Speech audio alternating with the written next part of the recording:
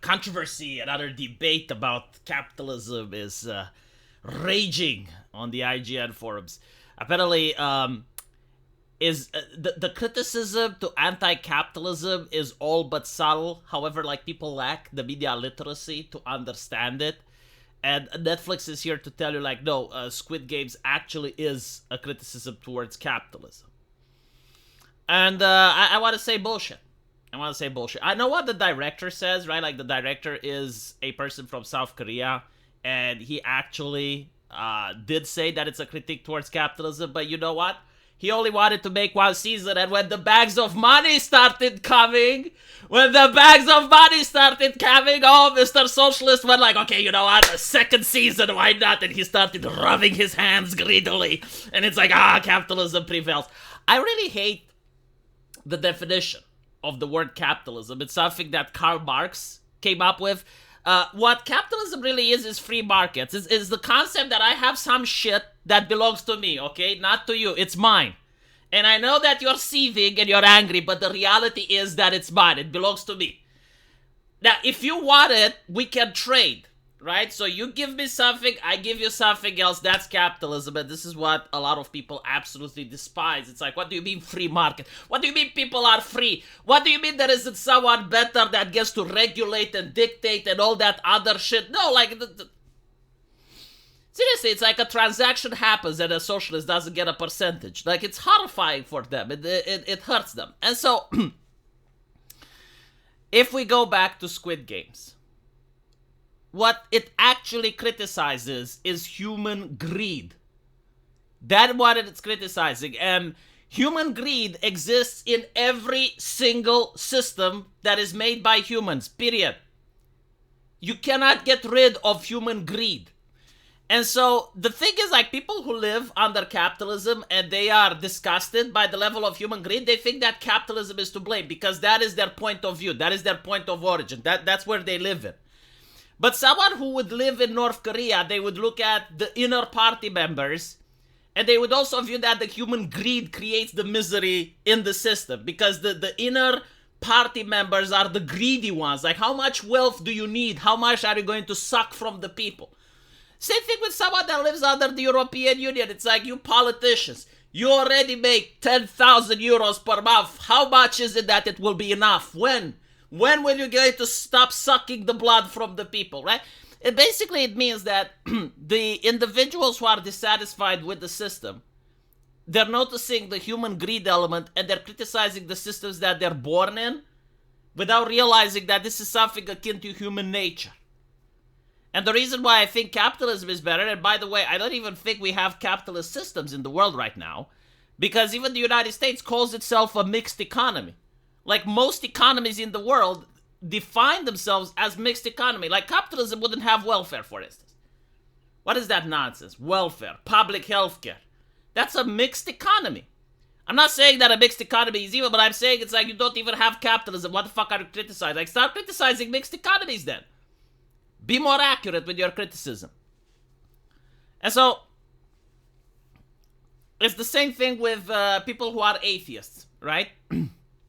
Like, you have certain individuals that do not like their culture, do not like the way their parents treated them, do not like the moral busybody nature, and they decide that God is the problem, right? So they become an atheist. But what's interesting is that a Muslim atheist is going to be very different than a Christian atheist, is going to be very different than a Buddhist atheist, so on and so forth, because their point of reference is the religion that they grew up in.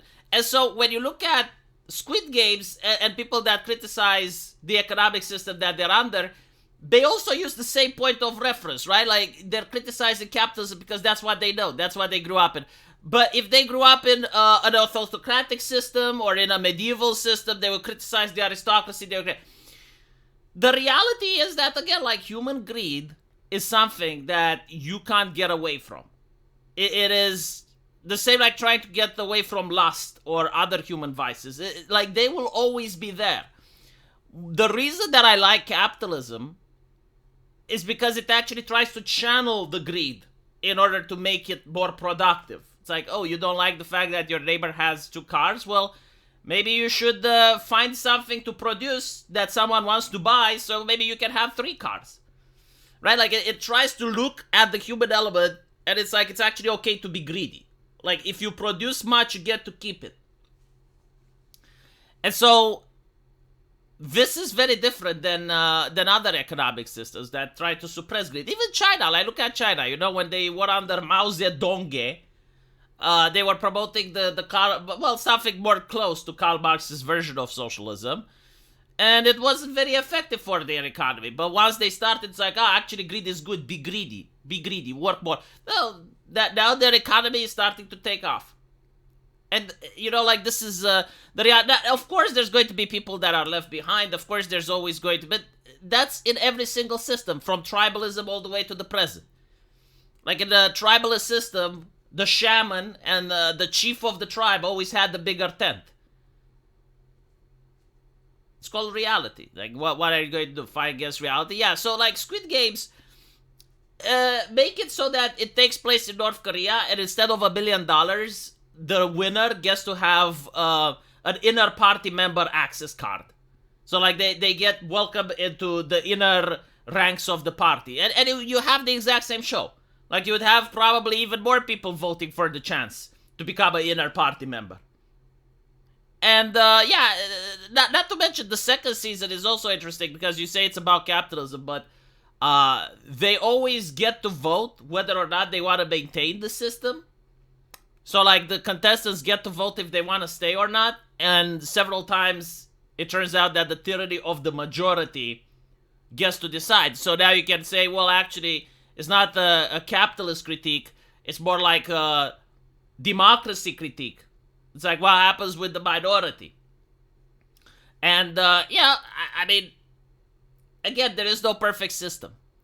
The problem with socialism is that they promise perfection. I was like, oh, look how bad things are now. But if we were to embrace the teachings of Karl Marx, everything would be fine. And the problem is that there have been countries in the past that have tried embracing the criticism of Karl Marx, and they weren't fine. Because Karl Marx was a human as well, and he also created an ideology for humans. Like, maybe in the future, if we put AI in charge, maybe the machines can figure out a better system than we had. But so far throughout human history, most of the systems have flaws. And all of the systems are going to create unhappiness and people that are left behind.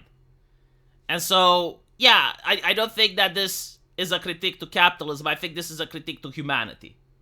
I'm talking about Squid Games. Yeah, it's critique to humanity. Oh my god, I put it so nicely, didn't I? Holy shit, I'm such a philosopher. Anyway, right. Let me know what you guys think. And as usual, I will see you in the comment section. Take care.